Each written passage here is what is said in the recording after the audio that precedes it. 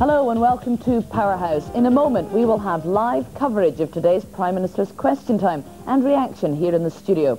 But first, the main headlines today. In half an hour's time, the government will unveil its plans to charge students higher tuition fees to take certain degrees. There are also expected to be small maintenance grants for poorer students. Before we go to Prime Minister's questions, I'll introduce my studio guests who'll be with us throughout the programme. We have The Guardian's Kevin Maguire, Minette Marin of the Sunday Times, and David Utting, who is the president of King's College Students' Union. Well, straight after Prime Minister's questions, we'll have that statement from the Education Secretary on tuition fees. It's likely to dominate PMQs as well. Let me ask my guests first. You looking forward to hearing the details? Very much. I think what we've heard on tuition fees so far and the abolition of upfront tuition fees is all good news. But there's some questions to be asked about where this money is going to go to and whether it's going to go directly back to universities. Kevin, it's going to be controversial, isn't it, in the country and in the Commons? Oh, absolutely. I think trebling tuition fees from just over £1,000 to £3,000 isn't going to go down very well with Middle England. And if Labour's supposed to be anything, even New Labour, it's equal opportunity of access, which you won't get if you allow some universities to charge more, because you'll see kids from less well-off families going to the worst universities. There might be more opposition, Minette, to this on Labour backbenches than there will be from the Tory benches, though. That may well be so, but as somebody who's very much the right of centre myself, I'm very much against it. Deeply unjust, and is the result of a wholly muddled, incoherent education policy for the last 20 years. We know at the moment that middle-class kids are 4 or 5 times more likely to go to university than working-class kids. This is going to drive them coach and horses through all those other efforts that universities have been forced to make in order to attract working-class kids. It's counterproductive. OK, well, Ian Duncan-Smith is just about to ask the Prime Minister a question in the Chamber. The government's ragbag of a higher education policy when everyone knows it's been cobbled together after a major cabinet row. Because, Mr. Speaker, it provides a huge boost to education funding in this country, and it allows us to carry on expanding the numbers in higher education. Well, that's the end of Ian Duncan-Smith's first questioning of the Prime Minister in the Chamber. We'll go straight back there whenever he's on his feet again. Talking there about this whole idea of widening access to universities and whether the government's plans are going to do that, do you think that more students will want to go to university under the kind of funding system that they're proposing? I'm not convinced about this access, Sir. I certainly think that the abolition of upfront tuition fees is going to mean that students are not going to be faced with debt and debt collectors on their first day at university. To pay that back once you've graduated is a much better thing. But as we've heard, it's going to be 3 times the amount, and graduates are going to be saddled with a mortgage around their neck, effectively. We've seen that students from the lowest, whilst the student numbers, the student population at universities has expanded, students from the lowest socioeconomic class haven't really expanded in the same proportion to the rest of the students, and that's a concern. And it's also presumably a worry to people like you that the very people who'll be put off taking on this much larger burden of debt, about £20,000 people are talking about, might be the very people from poorer, less well-off backgrounds who the government's trying to encourage into education. Absolutely. I go into my final year of medicine next year. I've been at university for 5 years, and my debt's would have been considerably more than that. I couldn't have gone to university if that had been my debt. At the moment, students don't get any money. OK, Charles Kennedy is now on his feet in the Commons. Given the obvious levels of British public anxiety about all of these developments, can I put again to the Prime Minister the issue that I raised with him a fortnight ago here at that occasion? Are there now circumstances under which the British government would not support United States-led unilateral action against Iraq? And what I've said to him, and I'm afraid I'm going to have to repeat what I said to him before, just as he repeated the question, is that it is better to state the circumstances that we would support military action, and we would support it in the circumstances of a UN second resolution, and we would support in the circumstances I've consistently outlined, where it was clear there was a breach by Saddam and there was an unreasonable blockage of a Security Council resolution. The Prime Minister there answering questions from the leader of the Liberal Democrats about what circumstances under which Britain would be prepared to take military action against Iraq. Minette, the kind of things we've been hearing from the Prime Minister there and also yesterday saying that he may well be prepared to take military action even without a second resolution from the UN was looking that bit more likely this week, isn't it? Very definitely. I think the build-up of troops is so enormous that Bush would lose far too much face backing down. And he might also argue it's counterproductive to wave a big stick and then be afraid to use it.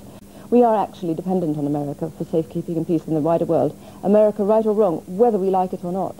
It's a tricky game that Blair's having to play now, isn't it? We saw Chirac and Schroeder just this morning coming out with an even stronger statement saying that they're against the war, making it pretty clear it's going to be very difficult to get any resolution through the Security Council, so the Prime Minister may be forced into taking action with America pretty much alone. I think he's played a very dangerous game. It's high stakes, and I think he's put all his eggs in George Bush's basket. Ian Duncan Smith is back on his feet in the Commons now. No one is running the immigration department. The Minister has not got a handle on it. It is out to lunch. Does the Prime Minister agree? I simply say to the right honourable gentleman, what is wrong for the Conservative Party is to say that this is a big problem, to call upon us to deal with it, and then to oppose the very measures necessary to deal with it.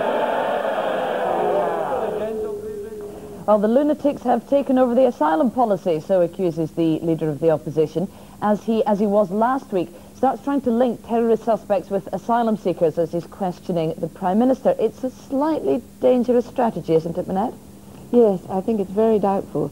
It seems to me that every time we have a terrorist asylum seeker scare, it's done for other purposes. It's timed to massage our feelings about war. That's my distinct impression. Minette's talking about dangerous politics around terror suspects, trying to link them to Iraq and the war in our minds, but the Conservatives are playing an equally dangerous game, aren't they, trying to link all terror suspects with all asylum seekers? Well, absolutely, it's explosive. That was the real Ian Duncan Smith, a nasty, hardline right winger. Let me ask David, when you hear Tory politicians making the kind of arguments Ian Duncan Smith was there in the chamber, how does that play with younger voters? I agree with Kevin. I think that's very dangerous, linking asylum to terror and the war in Iraq and things, when the country's clearly got a duty to asylum seekers, clearly got a duty to universities and to getting green goddesses off the road, yet we're willing to spend $5 billion in Iraq. But they also have a duty, obviously, to try and protect our safety, and as the Prime Minister says himself, an attack here is inevitable. We're going to have to stomach some infringements of our human rights, it might seem, in order to detain the right kind of suspects, aren't we?